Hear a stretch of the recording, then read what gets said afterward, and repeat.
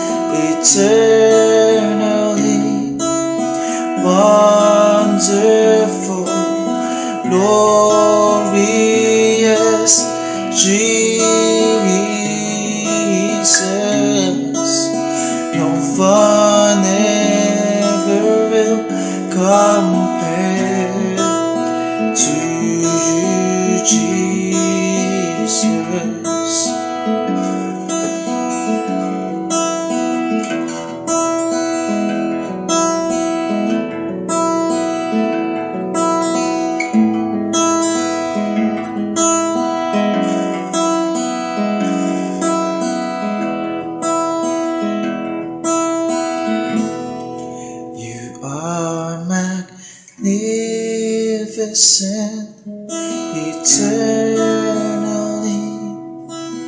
wonderful.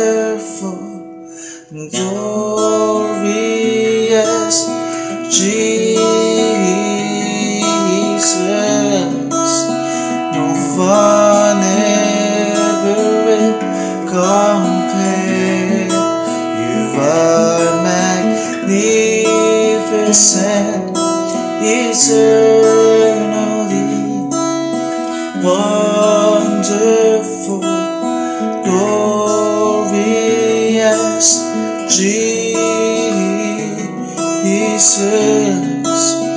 No one ever will compare to you, Jesus. No one ever will compare to you, Jesus. No one ever will compare to you, Jesus.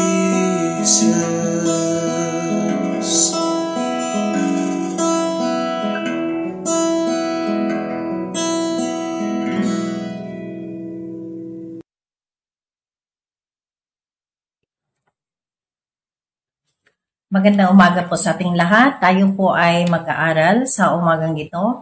At bago po tayo magpatuloy, tayo muna ay manalangin. O Diyos na makapangyarihan sa lahat, salamat Panginoon sa umagang ito. Thank you Lord sa pagkakataong muli na kami makapag-aral sa iyong salita. Patuloy niyo po kami pangunahan, samahan, gabayan Panginoon. Hayaan mo ugan ang salita mo na siyang aming marinig Panginoon ay magrema sa aming mga buhay. Pangunahan niyo po kami, Panginoon, at ang lahat na ito'y aking dinadalangin, pinapasalamatan sa tanging pangalan ng iyong anak na si Jesus. Amen. Okay po, ang pag-aaralan natin, ang pamagat po ay Joy in the Midst of Trials. Buksan po natin ang ating aklat sa James 1, chapter 1, verses 2 to 4. Ang sabi dito, consider it pure joy, my brothers and sisters, whenever you face trials of many kinds, because you know that the testing of your faith produces perseverance. Let perseverance finish its works, so that you may be mature and complete, not lacking anything. Sa Tagalog po, ang sabi dito, mga kapatid, maggalak kayo kapag kayo ay dumaranas ng iba't ibang uri ng pagsubok.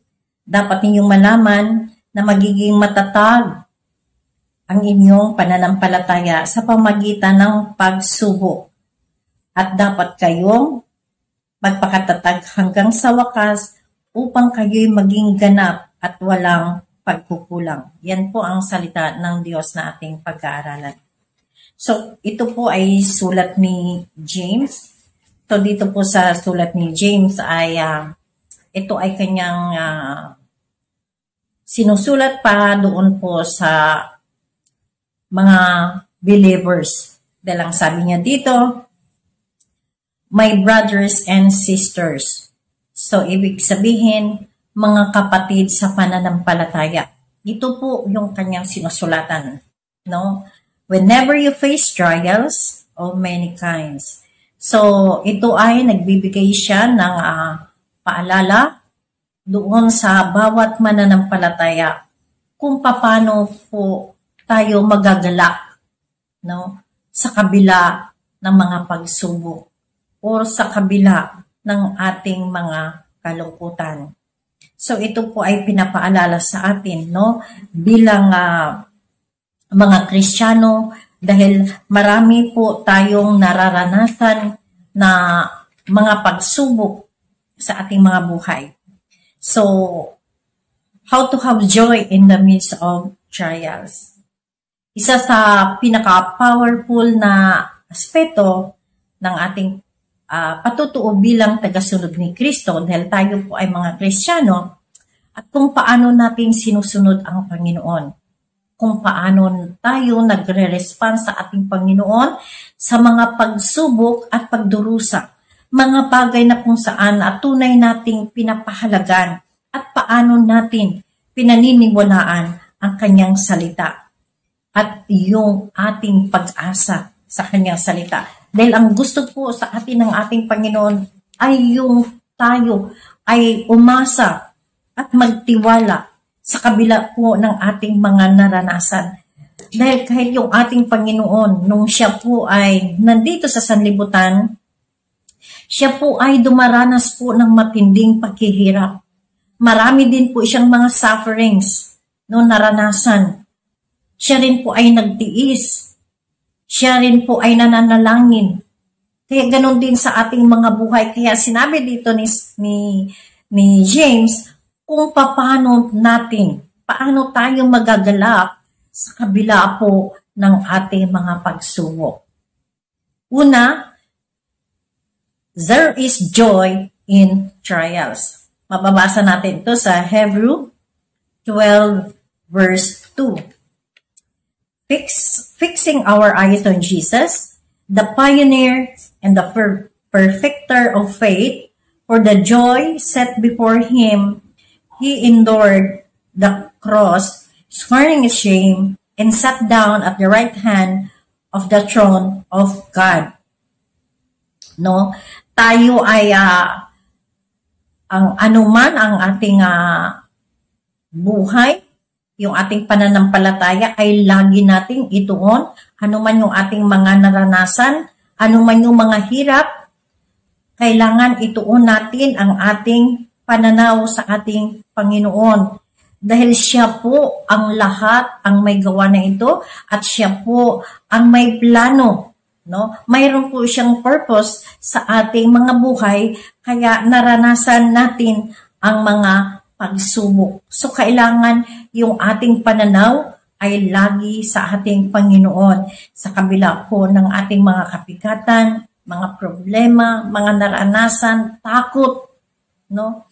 Ito po yun, pag tayo po ay mahina ang pananampalataya o hindi tayo nakafocus sa ating Panginoon, tayo po ay matatalo sa mga ganitong laban, sa mga ganitong pagsubok sa ating buhay. So, looking unto Jesus, the author and the finisher of our faith, no? Who for the joy that was set before him endured the cross, despising the shame, and has sat down at the right hand of the throne of God. So, dapat natin ipagkatiwala, no? Yung ating buhay sa ating Panginoon, anuman ang ating naranasan. Anuman ang mga pagsubok at kabigatan, alalahanin natin na mayroong Diyos na siya nakakita sa atin at na dapat nating pagkatiwalaan. So, pangalawa, trials is just a test of our faith. No?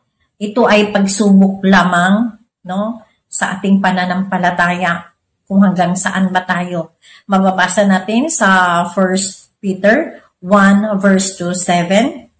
Ang sabi dito, "These have come so that the proven genuineness of your faith, of greater worth than gold, which perishes even though refined by fire, may result in praise, glory, and honor when Jesus Christ is revealed."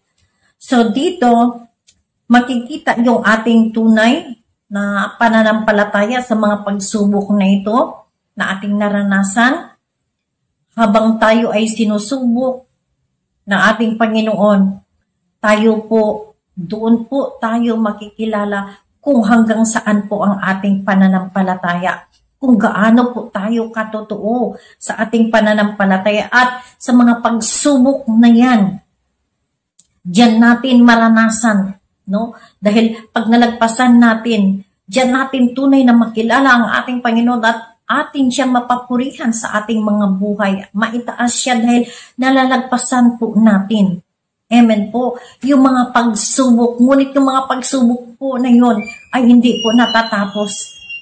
Amen po. Dahil habang tayo ay nasa mundong itong, tayo po ay dadanas at dadanas ng mga pagsubok. Ngunit, doon sa mga pagsubok na yun, ay doon natin maitaas, maparangalan, mapapurihan ang ating Panginoon.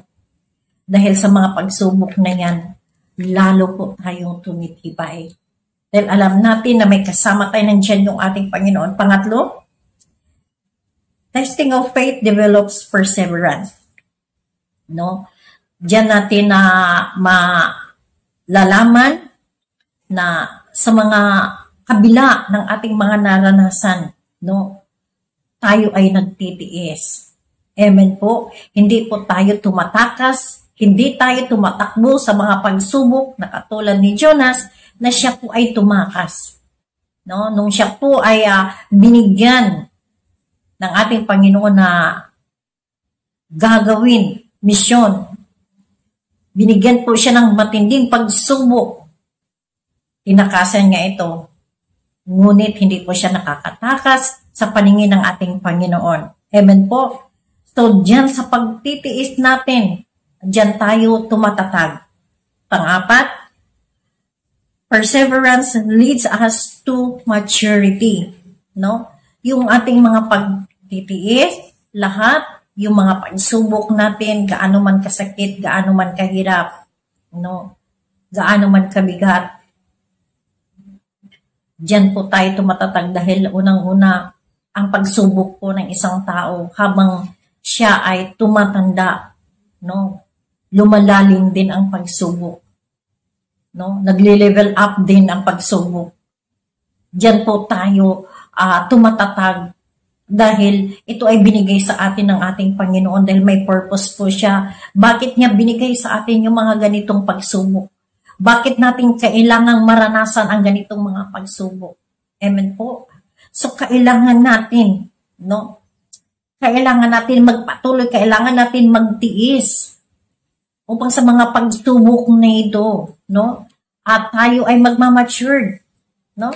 Hindi na po bago sa atin dahil alam naman natin na ang mga bagay na ito ay may purpose ang Panginoon. Kaya nananatili minsan yung ating mga problema dahil may purpose po ang Panginoon. Yung ating pagsubok, may purpose po ang Panginoon. May gusto po siyang gawin sa atin na mas lalo pa tayong tumibay sa Kanya at mas lalo pa tayong lalapit sa Kanya. Amen po. Yan po ang kailangan natin. Na kailangan natin ma-enjoy natin, no? Ma-enjoy natin yung mga pagsubok na ibinigay sa atin ng ating Panginoon. Hindi yung pasan-pasan natin yung daigdig. Na sa kabila ng lahat, mayroon pa ring joy sa ating puso dahil alam natin, kasama natin ang ating Panginoon. Hindi nga tayo pababayaan. Hindi nga tayo iiwanan. So, here are the few guidelines. Admit that you are in trials, no? Tanggapin natin na tayo ay nasa pagsubok, kailangan magiging totoo tayo, no, sa ating sarili, na tayo rin talaga ay dumaranas sa mga ganong kalalagayan. Kahit na mahirap, huwag nating sabihin na hindi tayo dumaranas ng mga pagsubok. So, aminin natin sa ating buhay na ito ay nararanasan natin at ito ay ating tanggap, ang mga pagsubok na yan. Number 2, recognize it will not last forever. So, yung mga pagsubok na yan, no, hindi naman talaga yan sinasabi na hanggang pag nawala na tayo, may pagsubok pa rin, no? Habang nabubuhay tayo, syempre mayroon tayong pagsubok, may nag-encounter tayo, pero naniniwala tayo na ang pagsubok na ito ay may katapusan. Hanggang sa tayo ay kukunin ng ating Panginoon. Amen po. At doon natin makikita kung gaano ka-importante, kung paano tayo nag-mature sa mga trials na ating naranasan. Paano natin ito tinitingnan? Paano natin ito tinitimbang sa ating buhay? Ibig sabihin, alam na natin paano titimbangin yung mga pagsubok na ito dahil hindi po natin ito tinatakasan, kundi hinaharap po natin. Number 3, consider the purpose of trials.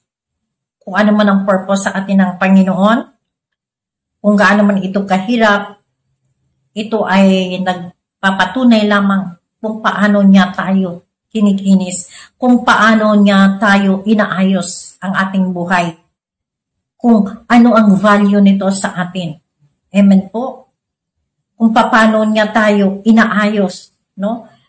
Dahil tayo ay followers of Christ, natural lang na mayroon tayong mga pagsubok sa ating mga buhay. Yun yung kalooban ng Diyos sa atin.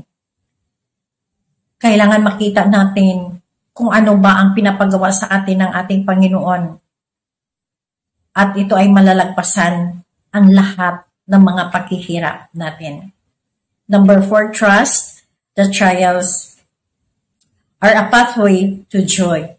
Amen po? So ito yung mga trials na to, magiging daan din to dahil pagkatapos nito, ito yung katagumpayan sa ating buhay. Doon na po tayo mananagumpay.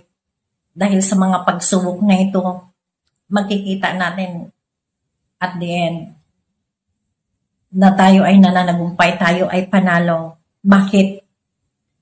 Yung joy kasama natin. Kaya kahit kasama natin yung pagsubok, nandyan pa rin yung joy sa ating buhay. Nagpapatuloy tayo sa paglilingkod. No? Hindi tayo nanghihina. Bagko sa mga pagsubok na ito, tayo ay nagpapalakas sa ating Panginoon. Hindi po tayo pinanghihinaan. Ipinapaglaban natin sa grasya at habag ng ating Panginoon.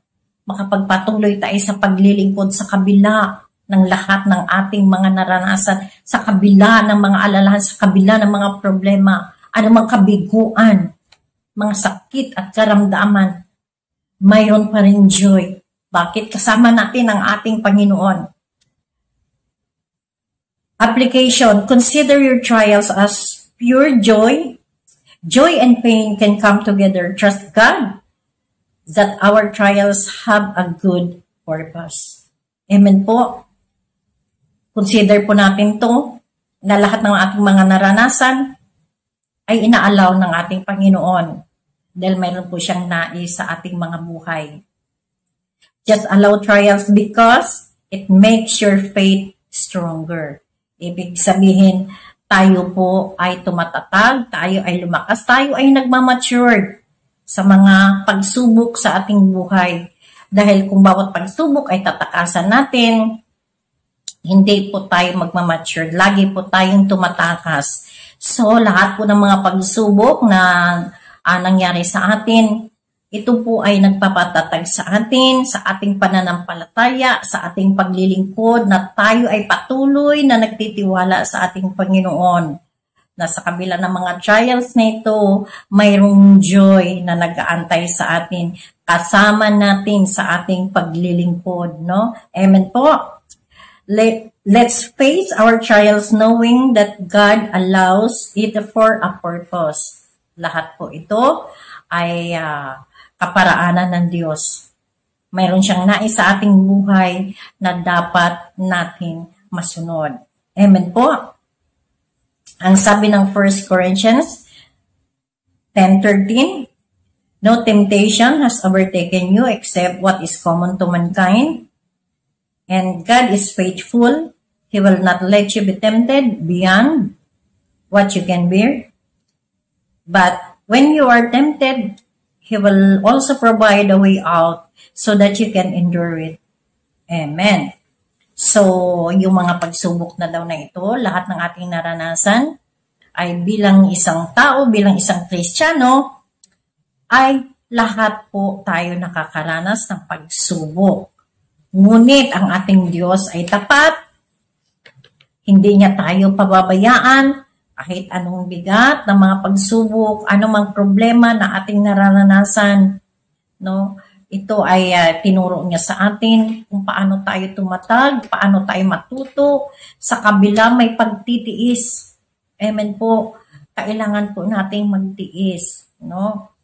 Lahat po ng nagtatagumpay ay nagtitiis at naghihirap. Wala pong nananagumpay na hindi po dumanas ng pagtitiis, hindi dumanas ng paghihirap. Lahat po ng nananalo, amen po, ay dumaranas po ng matinding paghihirap. Matinding pagtitiis. So lahat po tayo ay nakaranas ng ganito. Ito ay bilang isang tao o bilang isang Kristiyano. Ngunit, sa kabila ng lahat, sa mga pagsubok na ito, ang Diyos naman ay gumagawa ng kaparaanan sa atin. Siya po ay maraming kaparaanan upang tayo magpatuloy at tumatag at matiis natin ang lahat ng mga ito.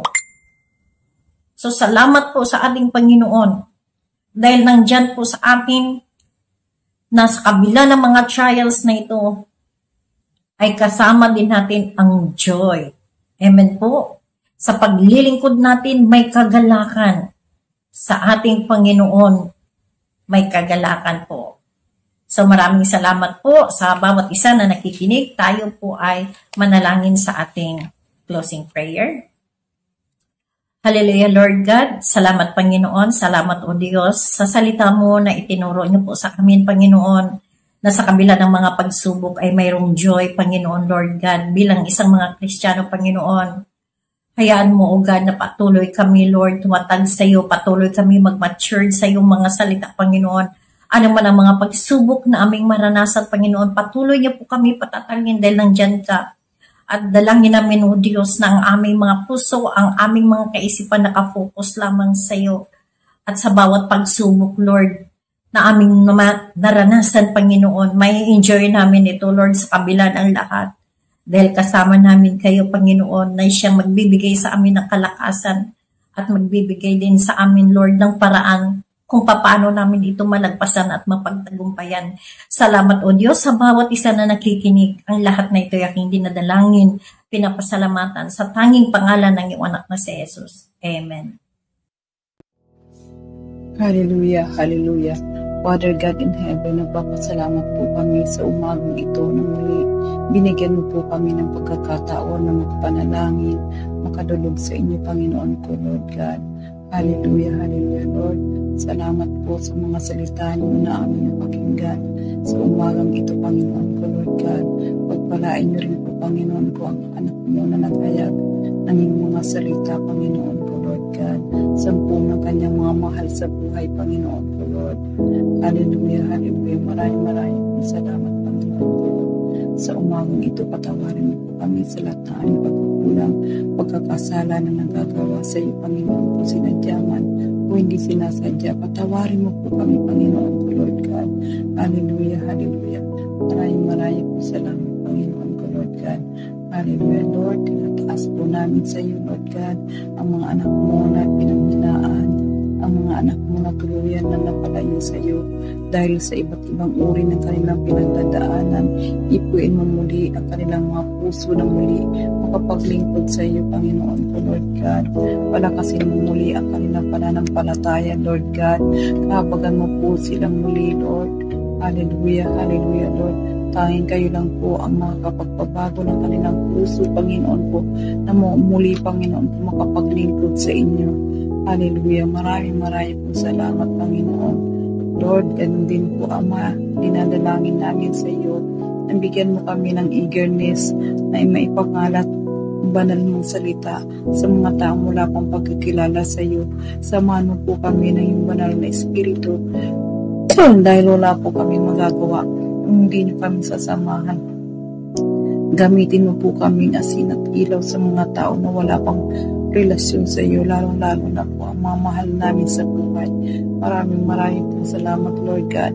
Dalangin po namin na lagi niyo po kaming ilayo sa kasalanan. Mamuhay kami ng may kabanalan. Tulungan mo po kaming ang puso namin ibigay namin ang buong po sa inyo, Panginoon. Tulungan mo po kami, Lord God, na ma-overcome namin ang lahat ng mga circumstances, Panginoon ko, struggle na nangyayari sa aming mga buhay, sa tulong at habag mo, sa pagsama mo ng Espiritu Santo, Panginoon ko, Lord. Palakasin mo kami, Panginoon ko, Lord God, upang mapagtagumpayan namin, Panginoon ko, Lord God.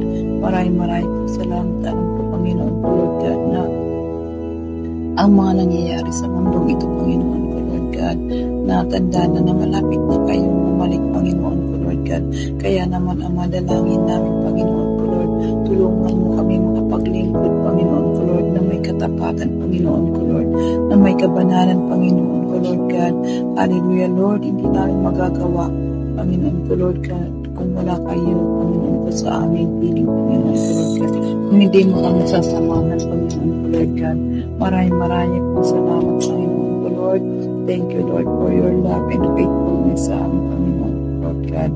Kaya naman, Ama, ipinapalit po namin lahat ng papurit, pagsamba, pagluwalhati, pagdakila, pasasalamat sa tanging pangalan ng anak na si Jesus. Amen and amen. Thank you, Lord. Thank you, Jesus. Thank you, Holy Spirit.